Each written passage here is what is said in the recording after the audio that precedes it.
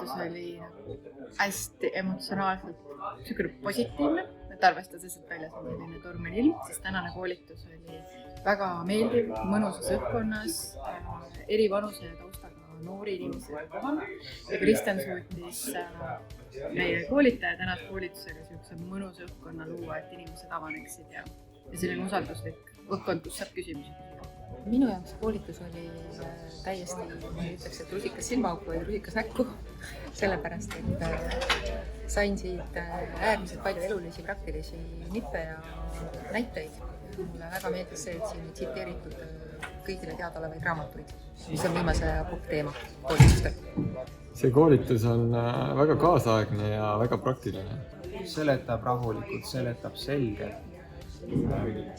Materjal oli puhas, arusaadav, keeruline teema oli lahti lammutatud hallatavateks tükkideks ja seda oli mugav kuulda, kirjutada endale märkmete ja igatepidi oli hea, lihtne oli arusaadav.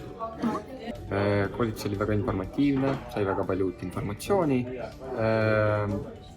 sai vaateid erinevatest positsioonidest, sai nii praktilist kui ka teoreetilist infot. Kristjan on inimene, kes on töötanud tõesti väga erinevates olukordades, organisatsioonides, nii nagu non-profit ja nagu iduettevõtetes, töötanud erinevate inimeste ja tiimidega, mistõttu mina usaldan Kristjani nagu seda päris elulist kogemust, siis ma arvan, on tema kõige suurem tugevus rääkida meile täna juhtimiskogemusest ja kuidas üldse inimesi juhtida saaks hästi. Vähe on selliseid koolitajaid, kes suudavad niimoodi kaasa haarata terve auditooriumide rahvast, et ei oleks siin sebimist või et keegi ujuks oma ekraani taha lõplikult oma teemadesse ära, mis on ka väga sage nähtus. Ja ma julgen ka seda öelda, et on suutnud kokku panna suurepäraselt need teemad, mis just tänasel päeval juhti kõnetavad, sest isegi kui olla juhtimist õppinud 20 aastat tagasi, siis need ei ole need teemad, mis tänast juhti enam kõnetavad. Kristjan on väga hea taustaga praktik ja ta on väga empaatiline.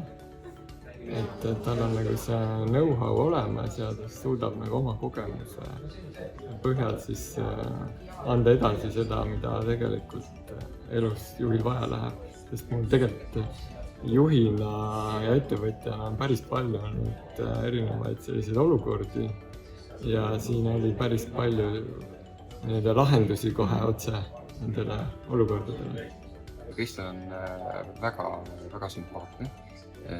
Ta räägib väga familiaarselt ja ta oskab nii-öelda seda läbi oma kogemuste seda kõike välja tuua. See ei ole päris puhas teooria.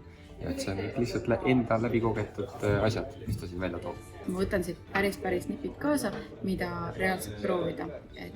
Ja Kristjani sellised näited siin juures ja need praktilised harjutused, mis me tegime, väga aitab seda julgust leida, et nüüd päris elus neid päris katsetada läbi.